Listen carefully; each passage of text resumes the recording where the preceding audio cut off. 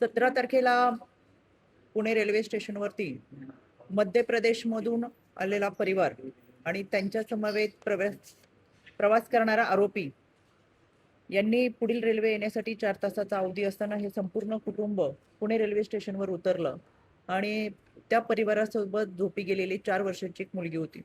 त्याच्यामध्ये प्रवासादरम्यान आरोपीची, मुलीची आणि तिच्या कुटुंबियांची ओळख झाली होती. पण या निष्ठुर आरोपीने 4 वर्षाच्या मुलीला खवचे आमिष दाखवून मालधक्क्यावर नेऊन तिच्यावर अत्याचार केला. याच्यामध्ये तातडीने पुणे रेल्वे पोलिसांनी आरोपीला अटक केली. सीसीटीव्ही कॅमेऱ्याच्या मदतीने आरोपी लगेच डिटेक्ट करण्यात आला. आरोपीला अटक करण्यात आलेली आहे. यामध्ये मुलीची खऱ्या अर्थानं मेडिकल आणि तपासणी करत आता ती ससून हॉस्पिटलमध्ये आहे. तिला वैद्यकीय उपचार सुरू आहेत आणि हा दोन्ही परिवार हा मध्य प्रदेशचा असल्याने ज्यावेळेस मुलीला चांगल्या पद्धतीची ट्रीटमेंट देऊन तिला नंतर आम्ही वन स्टॉप सेंटरमध्ये पुढे दिवस ठेवणार आहोत आणि नंतर त्यांचा परत एकदा मध्य प्रदेशमधल्या कुटुंबियांशी संपर्क करून त्यांना तिकडे पाठवण्याची व्यवस्था करण्यात येईल. एकंदर 2021 पासून पुणे रेल्वे पोलिसांनी अनेक घटनांबाबत कारवाई केलेली आहे. याच्यामध्ये रेल्वे स्टेशनवर झालेला बलात्कार असेल, अपहरण असेल, विनयभंग असेल, ही संख्या साधारणतः वर्षभरामध्ये 4, 5, 6 अशी आहे. यामध्ये सगळ्या घटनांचा तपास हा पुणे रेल्वे पोलिसांनी व्यवस्थितरित्या केलेला आहे. गेल्या 4 वर्षामध्ये आम्ही मिसिंग केसेस असेल आणि ह्युमन ट्रॅफिकिंग असेल याच्यावरती मोठ्या प्रमाणातली कारवाई करत आहोत. या सगळ्यांमध्ये पुण्यामध्ये येणाऱ्या मुलांची, मुलींची, मग ती प्रेमाच्या आमिषाने असेल, नोकरीच्या असेल किंवा पुणे पाहायचंय, मुंबई पाहायचंय या निमित्तानं बाहेरगावून येणाऱ्या मुलांची संख्या मोठ्या प्रमाणात आहे. आणि यामध्ये सुद्धा जेव्हा ही रेल्वे स्टेशनवर उतरतात त्यावेळेस पळून आलेल्यांच्या मुलं-मुली पळून आलेली असतात. ही बाहेर राज्यातून येणाऱ्यांची संख्या आहे, तशी महाराष्ट्रातली सुद्धा. आणि म्हणून तातडीने रेल्वे स्टेशनवरतीच त्यांना लगेच त्यांची माहिती समजावी. माहिती समजली तर ती पालकांच्या ताब्यात देता यावी. त्यांचं काउन्सिलिंग करावं. त्यांना पोलिसांकडून माहिती घेऊन त्यांच्या कुटुंबियांकडे परत देत असताना ही सगळी प्रक्रिया पुणे पोलिसांच्या माध्यमातून राबवली जाते.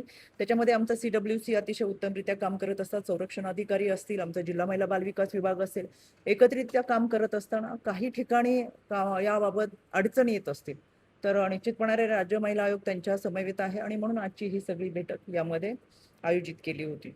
यामध्ये ही बैठक आयोजित करत असताना ह्युमन ट्रॅफिकिंगच्या बाबतच्या ज्या केसेस आहेत त्या बऱ्याच वेळाच रेल्वे स्टेशनवरती आल्यानंतर बाहेर राज्याच्या मुली असतात, त्यांना भाषेची अडचण होती, भाषा समजत नाही, त्यांना फूस लावून आणलेलं असतं.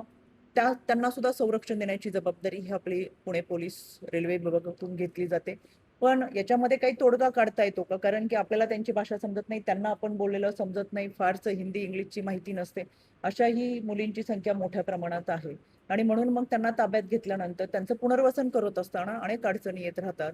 त्यांच्या कुटुंबियांचा शोध घेतानाही अनेक अडचणी येत राहतात आणि म्हणून खऱ्या अर्थानं सुरक्षित पुणे हे आपण चांगल्या पद्धतीने राबवत असताना ज्या काही त्रुटी आहेत त्या दुरुस्त करून चांगल्या पद्धतीची सुरक्षितता ही रेल्वे स्टेशन पोलिसांच्या माध्यमातून देण्यात यावी यासाठीच्या सूचना राज्य महिला आयोगाच्या वतीने करण्यात आलेली आहे. 2026 म्हणजे या वर्षामध्ये एकूण 13 मुलं आणि मुली ही पुणे रेल्वे स्टेशनवर सापडली. मग ती त्याच्यामध्ये घरातून पळून आलेली आहेत, काही केवळ बाहेरच्या जगाचं आकर्षण आहे म्हणून आलेली आहेत, काही नोकरीच्या निमित्तानं आलेली आहेत, पण ही अल्पवयीनमध्ये असते. त्यांना पोलीस ठाण्यातून पालकांच्या ताब्यात 2 मुलं दिलेली आहेत, एक मुलगा आणि एक मुलगी. याच्यामध्ये बालगृहामधून पालकांच्या ताब्यात म्हणजे काही दिवस बालगृहामध्ये ठेवून पालकांच्या ताब्यात दिलेल्या एक मुलगी आहे आणि बालगृहामध्ये अजूनही ठेवलेल्या किंवा मुलं आणि मुलींची संख्या ही 10 आहे.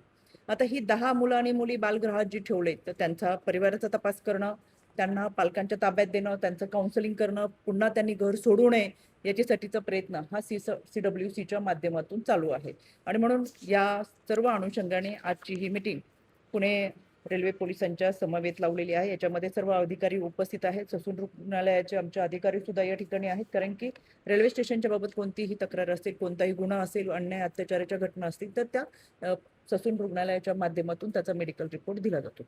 आणि म्हणून अशा पद्धतीच्या घटना घडूच नाहीत याच्यासाठी अतिशय सतर्क राहत. CCTV कॅमेरेचे असतील, सेन्सिटिव्ह एरिया ज्या ठिकाणी आहेत त्या ठिकाणची दामिनीची गस्त असेल, रेल्वे स्टेशनवरची स्वच्छतागृह आहे, त्याचबरोबर बाहेरून येणाऱ्या टवाळखोरांना रेल्वे स्टेशनच्या आवारामध्ये कुठेही प्रवेश मिळू नये, जेणेकरून फक्त पॅसेंजर यांचा तपास व्यवस्थित करून त्यांना आतमध्ये सोडलं जावं, अशा पद्धतीच्या सूचना या आजच्या बैठकीमध्ये देण्यात आलेल्या आहे. पुन्हा 1 ते 1.5 महिन्याच्या कालावधीमध्ये स्वतः मी रेल्वे स्टेशनच्या भागामध्ये जाऊन या सगळ्या गोष्टींच्या ज्या सूचना दिल्यात त्याची पाहणी करेन.